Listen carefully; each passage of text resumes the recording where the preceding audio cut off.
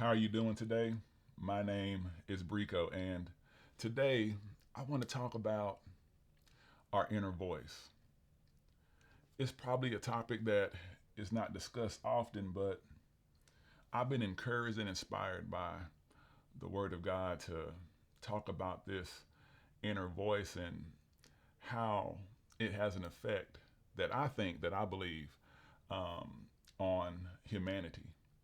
And the things and the knowledge that I'm going to be talking about, I have gotten from reading the Bible. But for some reason, I think that the Bible is showing us a picture and a picture of humanity encountering the internal voice. And with this internal voice, they call it God, the Holy Spirit, Jesus, and other uh, physical um, physical beings that they have placed and put. Maybe they dress them up to disguise them like our inner voice, and I'll explain that later. And so, again, the Bible, when we read, we can hear in the beginning where there's people that are talking to this inner voice, they're listening to it, and then something happens and they call this inner voice or the Lord that they call it, they name it God. And so there's different scriptures, and again, this is in the Old Testament that we can see this. But how does this inner voice play in our role today? How does this inner voice, how does it affect how we live our lives? And so I believe that at one point in time we was very familiar with this inner voice, most likely when we were children, where we, we interacted with it. Um, Kids running around and laughing and playing, and they have these imaginary characters and things like that. And so I really believe that as children, we have an inner voice or something that we communicate inwardly inside of us. And something happened, something bad happened to where we were wounded or we got injured, and we took this voice, we took the voice and we caged it or something, or we locked it up so it couldn't express itself. It couldn't cry out. And we kept it locked up on the inside of us, and we have it guarded with pain, and we have it guarded with the struggles that we have not healed from in life. And so this voice, maybe to us it sounds like many voices, but it's probably the same voice, but it's locked up and wants to cry out. And the many voices are we hearing is the pain, and the pain expressing itself, and we are listening to it. And so when we when we look at it in that aspect, this voice wants to express itself and to let somebody know what happened. And I think when we lock it up and we cage it up, I think that I think that's something that might be taught, or something that might just be a safety mechanism for ourselves for some reason, that because we don't want to deal with it. We don't want to hear what this voice might have to express, because we might have to face and deal with some things and acknowledge some stuff that might have happened. And again, we sometimes maybe even throw away the key. And um, and again, this voice wants to speak at all cost. And I think that we have learned, or people have taught us, to call it the devil because it's angry. There's many drawings and things of maybe of expressions of what this looks like. And in the problem is that when you don't have these issues resolved and you have this voice or this anger bottled up and locked up, it again it's trying to find any way in any form to express itself. And it's easily expressed sometimes in our anger. So when we get angry or when we get mad because maybe of a violation, we this anger is sometimes fueled by this inner voice's anger, this for being locked up and not to be able to express itself.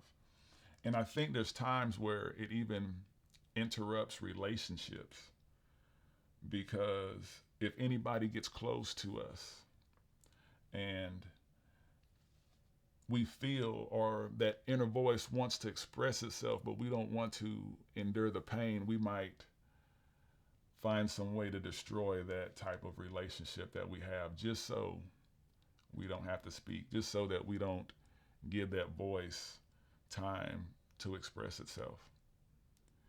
And so with this, it can be very detrimental, especially in a community of people, especially who have been wounded and having something bottled up that they need to express. And when I look at this book of Revelations about the bowls of anger that are released upon the earth, and we're always wondering, when is this going to take place? And in my mind, I believe that we've been experiencing this the whole time. This is my thought. I think that as individuals, as human beings, we are the gatekeepers of God on this earth, of the inner voice. We are the gatekeepers. And we have the authority and the power to either release the anger into the world up on the earth, or there's another option. We can see the struggle in things, and we can find out what struggle is behind everything, and we can start a discussion so we can have some type of sympathy, and then we can bypass. We can let the anger bypass, and we don't cause harm to anybody else, and especially we don't cause harm to the earth. And so when I look at this, I really believe that the Israelites in the Bible, when they was crying out to God to express the pain and things that were going on in that life that they was enduring, that they needed to express. And every time they cried out, it just seems like God shows up and fixes things. And so when we look at how this affects the world, how this affects humanity, if we're saying we're the gatekeepers, and when we release our anger upon somebody or upon the earth in some kind of way, we are bringing disaster upon the earth. And that's what it's talking about in Revelations. And so if we see ourselves as a violation, because we know that God and the Lord, they don't like violations. They go by the law. But let's say God said everything is good, everything. But you look in the mirror and you, in your mind, you think that there's something bad. Now there's a violation. So now the anger is kindled, and the thoughts that are coming up, the negativeness is feeding this fire. And sometimes we can get away from it. Sometimes we can stop thinking about it. Sometimes we can find some things to do and nothing happens. But if you got a whole life of this, and every time you think about yourself and you're having these negative thoughts because you don't even see yourself as perfect. You don't see yourself as good as God created you. You don't see the beauty inside yourself. And so what happens? Again, the anger of the Lord, if we're the portal and we're releasing this anger and it causes destruction, sometimes we can cause destruction upon ourselves or upon other individuals. And that's just what it has an effect on just us personally, because we can destroy ourselves. And when we look at it in relationships, relationships that are broken apart because that inner voice wants to speak, but we'll sabotage and we'll destroy the relationship because we don't want to express the pain. We don't want to cry out. We don't want anybody to see our vulnerability. But if I can make a suggestion, I think that everybody probably needs to go to a quiet place or speak to somebody that they trust, that they can cry out to. And this is another thing just for people who are out there that are listening to this. And if you believe the words that are coming out my mouth, the next time you're ever in a heated conversation, anytime you're about to get physical with somebody, just ask them, what are they struggling with? And I'm going to ask you, what are you struggling with? Because that gives a person a chance to let that voice express itself, to cry out, to let you know what's going on.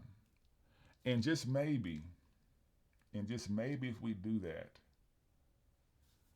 the anger of the Lord will bypass, and there won't be any violence happening upon two individuals and upon the earth, showing a great disrespect for the life that we've been given, and also the life that has been given to others. And it's because we refuse to see the blood of an individual. We refuse to see the life. And we know that life is in the blood because it says that in the Bible. But the problem with life is that life has a lot of struggles, has a lot of pain, and that's also in the blood. And if we refuse to see that in somebody just for a second, we can allow destruction to take place. And we will be the ones that will have been responsible, or the gatekeepers of letting it out. What about family members? If you see something wrong, let's say if you're a parent and you're not happy with your life, again, a violation. And anger builds up, and that inner voice, because it hasn't had time you haven't let it express itself, starts feeding that fire. I mean, what destruction can a parent, do, or, what can take place when it comes with a child or even with a family member or a friend? Again, I really think that it's very important that we let this inner voice out. And I do a lot of studies, and I'll be breaking these things down as I'm reading the scriptures to kind of express myself a little more about this situation. But I really think that mankind needs to know that where this anger is coming from and how it's being expressed. And it's being expressed because we refuse to, again, see what others are going through. And so I hope that this word can be encouraging for somebody today.